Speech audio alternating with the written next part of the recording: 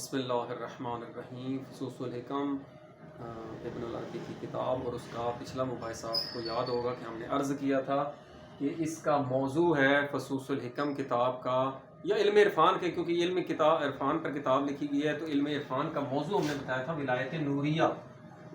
اور ولایت نوریہ جو ہے یہ حقیقت کس کی بیان کرتی ہے؟ ذات حق تعالیٰ، یعنی توحید کو یہ بیان کرتی ہے۔ تو گویا یہ جو علم عرفان ہے اس کا موضوع ہے ذات احدیت اور اس کی صفات ازلیہ۔ اور اس کا چونکہ موضوع یہ دیکھیں موضوع اعلیٰ ترین ہے، اشرف ترین ہے، چونکہ موضوع اعلیٰ ہے تو اس لیے یہ جو علم ہے یہ بھی سب سے اعلیٰ اور اشرف ہوگا، کیونکہ علم کی بنیاد موضوع پر ہے۔ جس علم کا موضوع جس قدر اعلیٰ ہوگا اسی قدر وہ علم بھی اعلیٰ ہوگا۔ تو اس لحاظ سے یہ علم، اور پھر جو ہم نے یہ بھی عرض کیا تھا کہ یہی موضوع علم کلام کا بھی وجود موضوع ہے، علم حکمت کا بھی موضوع یہی وجود ہے۔ تو یہاں پر صرف فرق کیا آتا ہے کہ اس میں یہ عقیدے پر مبنی ہے، یہ عقیدہ توحید کو وضاحت سے بیان کرتا ہے، اور ساتھ ساتھ یہ بھی بیان کرتا ہے کہ جو وحدت سے کس طرح کثرت صادر ہوتی ہے، پھر کثرت کا جو رجوع ہے باز گشت ہے وحدت کی طرف وہ کس طرح ہوتی ہے، اور اسی طرح مظاہر اسماء کی بھی وضاحت کرتا ہے، اسی طرح مبدا اور معاد کی بھی وضاحت کرتا ہے، حتیٰ کہ اولیاء کا جو رجوع کی کیفیت ہے باز گشت کی جو کیفیت ہے ان کے مجاہد ریاضت اور سلوک وغیرہ کی، وہ بھی یہ علم عرفان بیان کرتا ہے، لیکن بنیاد یہی اس کا عقیدہ ہے جس کی وجہ سے یہ تصوف سے بالکل جدا ہو جاتا ہے۔ تو ہم نے کہا تھا کہ کچھ قواعد اور کچھ اصول ہیں، اس کتاب کو پڑھنے سے پہلے ان کا جاننا ضروری ہے، اور وہ قواعد میں سے آج پہلی فصل ہے کہ الوجود، یہ جو وجود ہے، انہ هو الحق، یہ وجود ہی حق ہے۔ اس سے مراد کیا ہے؟ کہ وجود ہی حق ہے۔ حق مانا خارج میں وہی ثابت ہے، یعنی وہی حقیقت ہے، اور اس کو عدم عارض نہیں ہو سکتا کسی بھی جہت سے۔ اب یہ احادیث ہیں کہ بعض لوگ کہتے ہیں کہ وجود کا لفظ آپ نے کہاں سے لے لیا؟ تو ہم نے جب علم فلسفہ کی جو دروس میں عرض کیا تھا کہ اس میں بہت زیادہ احادیث ہیں، کہ مولا علی علیہ السلام کا نہج البلاغہ میں بھی کلام موجود ہے کہ لم یقرب من الاشیاء بالتصاق، کہ وہ اللہ تعالیٰ اشیاء کے ساتھ قربت اس کی ایسی نہیں ہے، وہ شے کے ساتھ ایسے نہیں ملا ہوا جیسے شے تصاق، یعنی شے کے ساتھ جیسے یہ دو چیزیں ملی ہوئی، ولم یبعد عنہا بافتراق، اور نہ ہی وہ چیزوں سے اس طرح جدا ہے جیسے چیز کے ساتھ ہوتی ہے، لیکن وہ ساتھ بھی ہے، ساتھ اس طرح مادی ساتھ نہیں ہے، لیکن وہ افتراق ان کا اس طرح بھی افتراق نہیں جیسے شے سے ہوتی ہے، لیکن اس کا جدائی کہ وجود اور ماہیت کی جہت سے ہے۔ اللہ تعالیٰ وجود ہے اور باقی ممکن اشیاء کی ماہیت ہوتی ہے، تو وجود کی اپنی ماہیت نہیں ہوتی۔ اس لیے ہمارے استاد کہتے تھے، اس سے پہلے کہ ہم یہ احادیث دیکھ لیں جو وجود کے بارے میں ہے، یہ انہ عز وجل اہدی المعنی یونا بے، اللہ تعالیٰ ایک اہدی المعنی ہے۔ اس سے کیا مراد ہے کہ انہ لا ینقسم فی وجود ولا عقل ولا وہم، کہ اللہ تعالیٰ تقسیم نہیں ہوتا، وہ ایسا بسیط ہے۔ یہ حق تعالیٰ جو خارج میں ثابت ہے یہ بسیط ہے، اس کی حد بندی نہیں، اس کے اجزاء نہیں ہے۔ علم عرفان پر اعتراض کرنے والے پہلے یہ اس کو اچھی طرح سمجھیں کہ وجود سے مراد کیا لے رہے ہیں، کیونکہ ابھی ہم بیان کرنے لگے ہیں اس فصل میں کہ وجود کے کتنے معانی ہیں۔ وجود مقید بھی ہوتا ہے، وجود مطلق بھی ہوتا ہے، وجود ذہنی بھی ہوتا ہے، وجود خارجی بھی ہوتا ہے، وجود عام بھی ہوتا ہے، وجود خاص بھی ہوتا ہے۔ مراد کیا ہے؟ یہ مراد دیکھنے کے لیے آپ ان کے معانی کو دیکھیں، ابھی ہم بیان کریں گے۔ تو یہاں پر کیا کہہ رہے ہیں کہ وجود کا لفظ احادیث میں موجود ہے کہ اللہ تعالیٰ کیا ہے؟ لا ینقسم، اللہ تعالیٰ تقسیم نہیں ہوتا، فی وجود، یہاں وجود خارج سے مراد ہے، کیونکہ آگے نا ولا عقل، نہ ہی خارج میں اس وجود میں تقسیم ہوتا ہے، اس کا وجود تقسیم ہوتا ہے، نہ ہی وہ عقل میں تقسیم ہوتا ہے، اور نہ ہی وہ وہم میں ایسا بسیط ہے کہ نہ وہم اس کی تقسیم کر سکتا ہے۔ کذالک ربنا عز وجل، ہمارا رب ایسا ہی ہے، یہ امام فرما رہے ہیں، یہ بہار میں بھی ہے، الخصال میں بھی ہے، توحید شیخ صدوق میں بھی حدیث ہے۔ اسی طرح دوسرا ہے، کسی راوی نے امام باقر علیہ السلام سے سوال کیا، ایجوز ان یقال، کیا یہ جائز ہے کہ کہا جائے کہ انہ موجود، کہ وہ موجود ہے؟ تو امام نے فرمایا کالا نام، ہاں کیوں نہیں، یعنی اس کو موجود کہہ سکتے ہیں. کیوں؟ تخرجہ من الحدین، تاکہ تو اللہ تعالیٰ کو ان دو حدوں سے نکالے، یعنی ان میں شامل نہ کرے. کون سی دو حدیں؟ حد الابطال و حد التشبیہ. ابطال یعنی جو موجود نہیں ہے وہ تو پھر غیر موجود باطل ہوئی. انہوں نے کہا اس کو حد ابطال سے اور تشبیہ سے بھی تو نکالے، موجود کہہ کر. موجود کا لفظ استعمال ہوا ہے. اسی طرح انہ قدیم مثبت موجود غیر مقید، یا فقیہ دن بھی ہے کہ وہی اللہ تعالیٰ قدیم بھی ہے، مثبت بھی ہے، یعنی ثابت ہے، موجود. یہ دیکھیں موجود بھی ہے اور مقید نہیں ہے یا فاقد نہیں ہے، یعنی معدوم نہیں ہے. تو یہ حدیثیں بہت زیادہ احادیث ہیں اس کے بارے میں. تو آج ہم یہ جو پہلی فصل شروع کرنے لگے ہیں کہ الوجود انہ هو الحق، کہ وجود ہی وہ حق تعالیٰ، وہی حقیقت ایسی ہے، یعنی وہ ہے، اس پر کسی قسم کا عدم طاری نہیں ہو سکتا. کل کائنات میں جو بھی چیزیں ہم جن کا مشاہدہ کر رہے ہیں، دیکھ رہے ہیں، ذہن میں جو آ رہی ہیں، وہ سب کی سب اس وجود سے انہوں نے ادھارا وجود لیا. کوئی بھی چیز آپ دیکھیں، ہم نے دیکھا جی ہمیں پانی نظر آیا، یہ ایک صورت ہے، صورت در صورت ہے. یہ کس سے بنی ہے؟ یہ بنی ہے ہائیڈروجن سے اور آکسیجن سے. اب یہ دونوں کس سے بنی؟ یہ گیس ہے. گیس کتنی گیسز ہیں؟ ان میں سے ہائیڈروجن الگ گیس ہے، آکسیجن الگ گیس ہے. یہ گیس کی دو الگ صورتیں ہیں، نائٹروجن، سلفر، ہر سب گیس کی صورتیں ہیں. ٹھیک ہے، الگ انواع بنتی ہیں، فصل آتی ہے گیس ان میں جو ہے وہ مادہ کے مرتبے میں. اسی طرح گیس کو دیکھیں گے تو ٹھوس مائع گیس، سالڈ لیکوڈ گیس یا انرجی، یہ کس کی فارم ہے؟ میٹر کی یا مادے کی. ٹھیک ہے، پھر میٹر آگے کس سے ہے؟ وہ مادہ کس سے بنا؟ عالم مثال سے. عالم مثال کس سے؟ یہ پچھلے عالم سے. اینڈ تک باز گشت جو ہوگی وہ کس پر ہوگی؟ جو ان کا مبدأ حقیقی ہے وہ حق تعالیٰ ہے. صورتیں آ رہی ہیں، جا رہی ہیں، لیکن یہ کہاں سے ان سب کو وجود ملا؟ ان کو موجودیت کا جو عنوان ملا کہ یہ بھی ہے، یہ بھی ہے، یہ بھی ہے، یہ بھی ہے، یہ موجودیت کا عنوان ان کو ادھارا ملا. تو یہ حق تعالیٰ ایک حقیقی وجود، بسیط وجود، باقی سب اس کی اضافات، تجلیات، شعونات، یہ ہم آگے عرض کریں گے، یہ صرف سمجھانے کے لیے. تو یہاں پر موجود جو ہے اس کی تعریف ہم نے کہ حق تعالیٰ جو ہے وہ ایسی بسیط ہستی ہے جس پر عدم طاری نہیں ہوتا. اب وہ بتائیں گے کہ یہ وجود کیسا ہے. تو جتنے بھی اعتبارات آ رہے ہیں، پہلا وہ بتا رہے ہیں کہ من ہے سو ہوا ہوا. اردو میں ہم سمجھ لیتے ہیں، وہ ذات اس حقیقت، یعنی کسی شے کی ماہیت کہتے ہیں ہوا ہوا، کسی شے کی ماہیت کیا، حقیقت کیا ہے. تو اللہ تعالیٰ کی تو ماہیت ہے نہیں، بسیط ہے، مرکب بھی نہیں ہے. تو من ہے سو ہوا ہوا، یہ حق تعالیٰ کیا ہے؟ یہ نہ ہی وجود خارجی ہے اور نہ ہی وجود ذہنی. یعنی اس اعتبار سے یہ جو اعتبار ہم دیکھتے ہیں، یہ کیا اعتبار ہے؟ کیونکہ اگر کوئی چیز وجود خارجی ہے تو وہ ذہنی نہیں ہے. اگر کوئی چیز وجود ذہن میں وجود رکھتی ہے تو وہ خارج میں وجود نہیں رکھتی. آسان الفاظ میں سمجھاتے ہیں کہ نقشہ انسان نے عمارت بنانی ہے، نقشہ انسان کے ذہن میں. جب انسان اسی نقشے کے حساب سے عمارت بنا لیتا ہے یا کوئی بھی چیز بنا لیتا ہے تو ایسے نہیں ہوتا کہ وہ نقشہ نکل کر باہر آ گیا. وہ نقشے کے مطابق بنی ہے، یہ اس پر دلالت کر رہی ہے، لیکن ذہن میں نقشہ محفوظ ہے، خارج میں خود عمارت الگ ہے. تو اس کا وجود الگ ہے، اس کا وجود الگ ہے.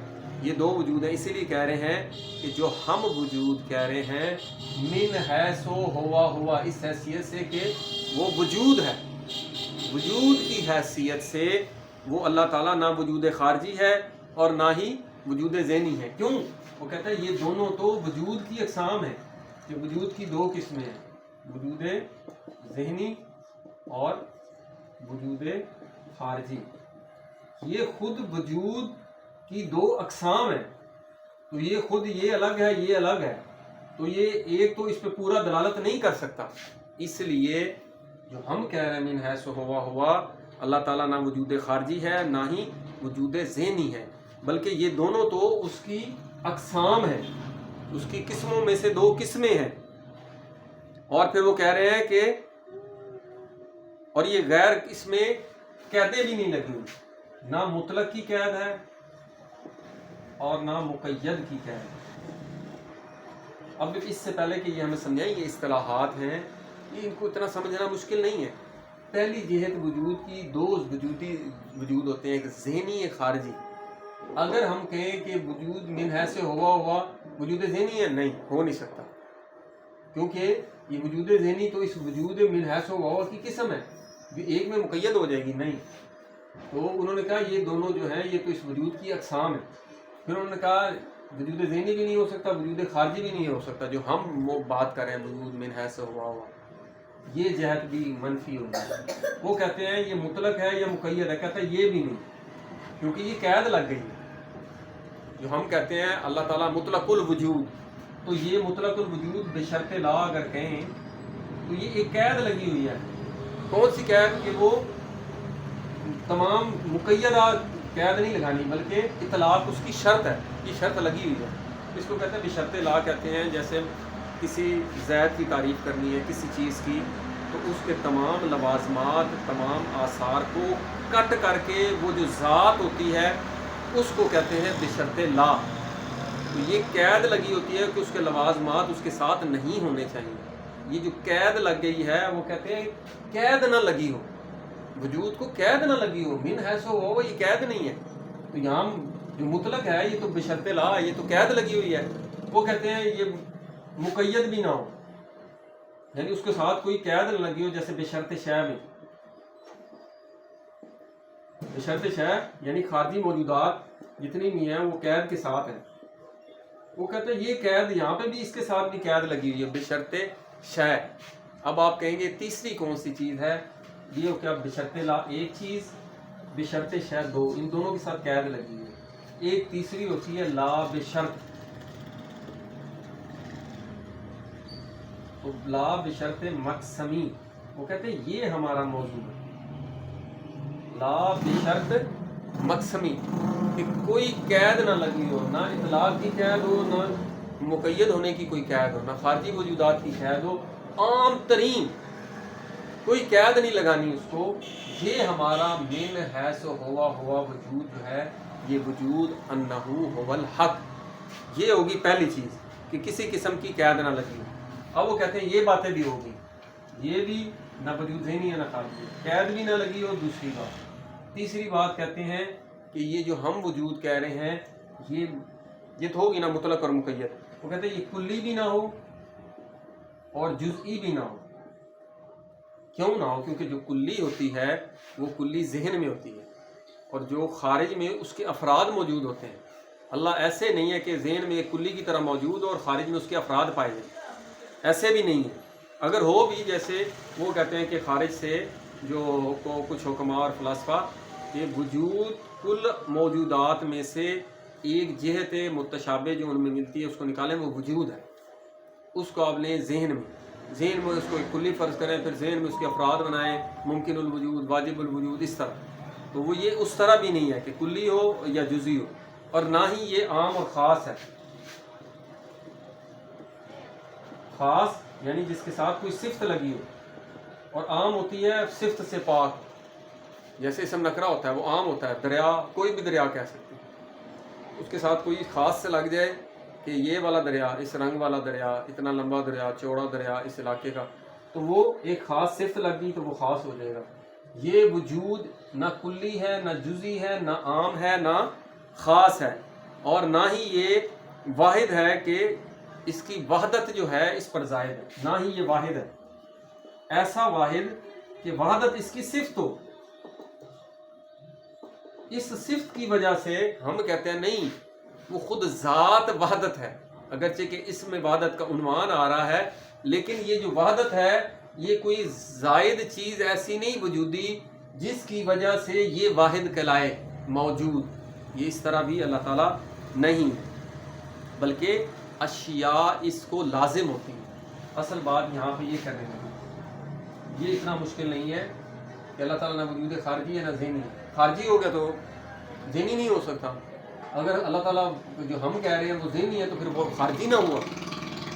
ایسے تو نہیں اللہ تعالیٰ، ہم کہہ رہے ہیں مطلقاً بات ہو رہی ہے وجود، تو وجود نہ ہی مطلق ہے اور نہ مقید، کوئی قید بھی نہیں لگی ہوئی، کیونکہ مطلق یہ بشرط لا بھی یہ قید لگی ہوئی ہے، اور بشرط شے بھی نہیں ہو سکتا، وہاں پہ بھی یہ قید لگی ہوئی ہے، اس لیے لا بشرط مقسمی ہے یہ من حیث ہوا۔ پھر کہتے ہیں نہ ہی یہ کلی ہے، کیونکہ کلی جو ہوتی ہے وہ ذہن میں ہوتی ہے۔ کلی کی تعریف یہ ہے کہ وہ جو خارج میں کثیر افراد پر صادق ہے، جیسے انسان ایک کلی ہے، خارج میں ہر انسان اس کے افراد ہیں، یہ کلی کثیر افراد پر صادق آ رہی۔ کون سے؟ جو انسان ہے، جیسے حیوان ہے، چرند ہے، پرند ہے، کوئی بھی لے ایک چیز، لیکن جزئی جو خارج میں فرد ہوتا ہے اس کو کہتے ہیں جزئی۔ تو اللہ تعالیٰ اس طرح جزئی بھی نہیں ہے خارج میں، نہ ہی ذہن میں ایسی کلی ہے کہ جس میں خارج میں افراد پائے جائیں، نہ ہی اللہ تعالیٰ اس طرح عام ہے، نہ ہی اس طرح خاص ہے کہ کوئی اس کے ساتھ صفت لگی ہو۔ پھر اس طرح واحد، اللہ تعالیٰ واحد ہے لیکن اس کی وحدت کوئی ایسی صفت نہیں جس کی وجہ سے وہ ذات حق تعالیٰ جو ہے وہ اس میں وحدت کا تصور آئے خارجی وحدت کے ذریعے سے، ایسا نہیں ہو سکتا۔ اب وہ کہتے ہیں کہ جو اشیاء جتنی بھی ہیں، یہ لامحدود ایک ایسی ہستی ہے، جتنی بھی موجودات ہیں وہ سب کے سب کیا ہیں؟ اس کے لازمہ، کیونکہ اشیاء اس کو لازم ہے۔ جتنی بھی موجودات ہیں، یہ ہم نے پچھلی فصل میں کہا تھا کہ ذات حق تعالیٰ کے ساتھ اس کا وجہ ہمیشہ، اس وجہ سے پھر عالم علم آئے گا، عالم علم کے بعد اگلا عالم آئے گا، عالم ارواح آئے گا، عالم ارواح کے بعد عالم مثال آئے گا، عالم مثال کے بعد عالم مادہ آئے گا، عالم مادہ کے بعد اس عالم میں موجودات جو سب سے پہلے جمادات، پھر معدنیات، پھر نباتات، پھر حیوانات، پھر آگے جو موجودات، وہ کہہ رہا ہے کہ یہ سب کے سب طول میں اسی وجود سے ان کو ادھارا وجود ملا ہے، سب موجودات کو، اور یہ ترتیب ہے طول میں، اس کو آگے عرض کریں گے۔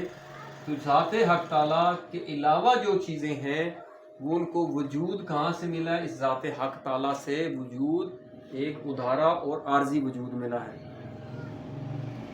تو اسی لیے قرآن مجید میں یہ جو درجات ہیں، اس پر آیت بھی ہے کہ رفیع الدرجات ذو العرش، کہ اللہ تعالیٰ جو صاحب عرش ہے اس کے درجات بہت بلند ہیں۔ یہ سورہ غافر کی آیت نمبر 15 ہے، اس کو آپ دیکھیے گا، تو یہاں پہ آ گیا رفیع الدرجات، بلند درجات، وہ اس سے مراد تو یہ تو نہیں ہے اللہ تعالیٰ کی ذات، اس کے ظہور کے درجات ہیں، یہ سب درجات اس کے شؤونات ہیں، ان کو وجود اسی سے ملا ہے، کسی اور جگہ سے نہیں ملا۔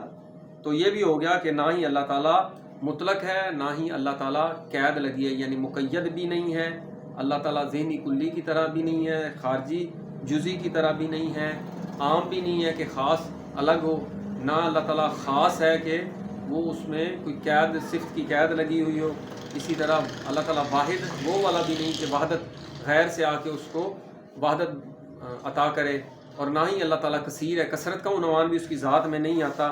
تو یہ کہ اس کی ذات میں کسی قسم کا تغیر آئے تو یہ سب کی سب ممکنات کی صفات ہیں، جو اللہ تعالیٰ کی ذات سے ممکنات کی صفات جو اس واحد حقیقی سے منفی ہیں، اس سے دور ہیں، اس سے پرے ہیں۔ اس کے بعد کیا کہہ رہے ہیں؟ یہ ہو گیا پہلا، من حیث و ہوا کی یہ ساری کا بیان ہو گیا۔ اللہ تعالیٰ من حیث و ہوا کیا ہے؟ پہلی بات، اللہ تعالیٰ من حیث و ہوا، وہ اس کی حقیقت کیا ہے؟ اس کی حقیقت کیا ہے کہ وہ حقیقت کیسی ہے؟ وہ نہ وجود خارجی، ذہنی، کلی، جزئی، عام، خاص، مطلق، مقید نہیں ہے، بلکہ اشیاء اس کو لازم ہے، اس کے لوازمات سمجھانے کے لیے ہیں۔ تو اس میں یہ سب اس کے درجات ہیں، تو اللہ تعالیٰ کی ذات میں کسی قسم کا تغیر نہیں آتا۔ ایک ہو گیا یہ سب چیزیں نہیں ہیں۔ دوسرا، اللہ تعالیٰ جوہر بھی نہیں ہے۔ تو جوہر کیا ہوتا ہے؟ جوہر کی تعریف بھی فلسفہ میں عرض کی تھی کہ جوہر ہوتا ہے جب بھی خارج میں پایا جائے گا تو کسی موضوع میں نہیں پایا جائے گا، کسی موضوع کا محتاج نہیں ہوتا خارج میں، ٹھیک ہے، جیسے جسم ہے یہ خارج میں پایا جاتا ہے، اس کو موضوع نہیں چاہیے. اس کے مقابل عرض ہوتا ہے. عرض وہ ہوتا ہے جو موضوع کا محتاج ہوتا ہے، جیسے رنگ ہے، کیفیت ہے، وزن ہے، ٹھیک ہے، زمان اور مکان ہے، تو اضافت ہے. یہ ساری چیزیں کہ پہلے ایک موضوع ہوگا، جسم ہوگا تو اس پر رنگ ہوگا. ٹھیک ہے، کہ پہلے کوئی چیز ہوگی تو اس کی کیفیت ہوگی. ٹھیک ہے نا. تو جوہر جو خارج میں کسی موضوع کا محتاج نہیں ہوتا. عرض کیا ہوتے ہیں؟ جب بھی خارج میں پائے جائیں گے کسی جوہر کسی موضوع میں پائے جائیں گے. یہ دو آسان ہے. تو اللہ تعالیٰ ایسے نہیں کہ جوہر جس طرح یہ جوہر ہے جب بھی خارج میں پایا جائے تو اس کسی موضوع کا محتاج نہ ہو. اور نہ ہی یہ اللہ تعالیٰ عرض ہے کہ عرض تو بدرجہ اولا بالکل آسان ہے. عرض تو محتاج ہوتا ہے جوہر کا. تو اللہ تعالیٰ عرض ہو، اگر فرض کریں عرض ہے تو وہ جوہر کا محتاج ہوگا. جوہر تو پہلے ہونا چاہیے، جبکہ اللہ تعالیٰ کے حساب سے پہلے کوئی چیز وجود ہی نہیں رکھتی. تو اس لیے اللہ تعالیٰ جوہر بھی نہیں ہے. اور دوسری چیز سے جوہر کی انہوں نے دو اقسام بنائی ہیں. ایک تو جو خارج میں موضوع کا محتاج نہیں ہے. ایک دوسری تعریف بھی کرتے ہیں کہ ذہن میں ماہیت ہوتی ہے. ماہیت کیا ہوتی ہے؟ کسی شے کی حقیقت، اس کی جنس اور فصل مل کر یہ دونوں اس شے کی ماہیت، ما ہوا سے نکلا ماہیت ممکنات کی ہوتی ہے، واجب الوجود کی نہیں ہے کیونکہ وہ مرکب نہیں ہے. تو مرکبات کی ماہیت ہوتی ہے اس کا جنس اور فصل. دوسرے الفاظ میں ماہیت کو ممکن بھی کہتے ہیں. تمام ممکن موجودات کی ماہیت جنس اور فصل کے ملنے سے بنتی ہے. اور ماہیت کیا ہوتی ہے؟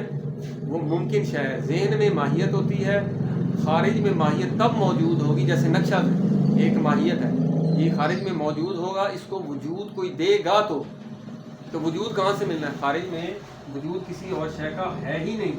خارج میں وجود صرف ایک ہے. تو یہاں پر یہ ہو گیا کہ جو بھی ماہیت جب بھی خارج میں موجود ہوتی ہے تو اس کو موضوع چاہیے ہوتا ہے. تو یہ دونوں نہیں ہے اللہ تعالیٰ کی ذات. تو یہ دوسری بات ہوگی. تو یہاں پر تین، آخر میں ہم دو باتیں کر کے تین اساسی مفاہیم ہمارے استاد کہا کرتے ہیں کہ ان کو دقت سے آپ سمجھیں. کون سے؟ کہ وجود میں نے ہونا، اس سے بدیہی واضح کوئی چیز نہیں ہے ہونا کسی چیز کا. اور اس سے یہ وجود کیا ہے؟ یہ 100% وجود ہے. اسی لیے کہتے ہیں وجود مطلق. تو اس کی نقیض کیا ہوگی؟ عدم مطلق. 100% عدم. تیسرا ذہن میں مفہوم کون سا؟ یہ ایک مفہوم ہو گیا، ایسا بسیط وجود کا مفہوم. دوسرا کسی چیز کے نہ ہونے کا مفہوم. تیسرا ہوتا ہے ممکن کا مفہوم، اس کو ماہیت بھی کہتے ہیں. یہ جو ممکن ہونے کا مفہوم ہے، نہ یہ وجود مطلق کے مفہوم کا بھی غیر ہے اور عدم مطلق کے مفہوم کا بھی غیر ہے. یہ تینوں ایک دوسرے سے بالکل تباین رکھتے ہیں. اس کا شائبہ بھی نہیں، سایہ بھی نہیں اس کے مفہوم میں شامل. یہ مطلقاً الگ مفہوم ہے، یہ مطلقاً الگ مفہوم ہے. یہ تینوں الگ الگ مفہوم ہے، کوئی بھی ایک دوسرے کے ساتھ شامل، اس کا کوئی ایک جز بھی ایک دوسرے کے ساتھ شامل نہیں ہے. اب یہ دیکھیں ان تینوں میں سے مفہوم ذہن میں ہوتا ہے. خارج میں کس چیز کا وجود ہے؟ کیا وجود مطلق کا خارج میں وجود ہے؟ تو وجود ہے. وجود خارج میں تو وجود ہونا، خارج میں ہونا تو عام ہے، اسی کا ہی وجود ہوگا. اور عدم مطلق تو کوئی شے ہے یعنی نہیں، اس کو نیستی بھی کہتے ہیں. ٹھیک ہے. معدوم یعنی نہ ہونا. ممتنع الوجود بھی دوسرے الفاظ میں کہتے ہیں متکلم میں، جس کا وجود ممتنع ہے. جب وجود ہونا ہی ممکن ہی نہیں ہے تو خارج میں نہ ہونے کا کوئی وجود ہے؟ خارج میں ہے کہ نہ ہونا نہیں ہے. خارج میں وجود چیزیں، وجود تو ہونا ہے ہی خارج میں. تو خارج میں ایک یہ مفہوم ہو گیا، یہ تو ہو نہیں سکتا. کیا یہ مفہوم، یہ خارج میں یہ چونکہ ممکن ہے، ممکن کو اگر اس ذات کی طرف سے کوئی ادھارا وجود ملے تو یہ خارج میں موجود ہو سکتا ہے. تو یہ کیا کہلائے گا؟ ممکن الوجود. اب یہ جو وجود تو مل ہی ادھر سے رہا ہے، تو خارج میں وجود، اس ممکن کو بھی جو وجود ملا ہے وہ اس کے لوازمات ایسے ہیں. یہ ان سب کو ذات حقیقی سے وجود مل رہا ہے. تو یہ ممکنات ہیں سب کی سب، حق تعالیٰ سے اس کو وجود مل رہا ہے. تو ممتنع اور خارج وجود خارج میں موجود نہیں ہو سکتا.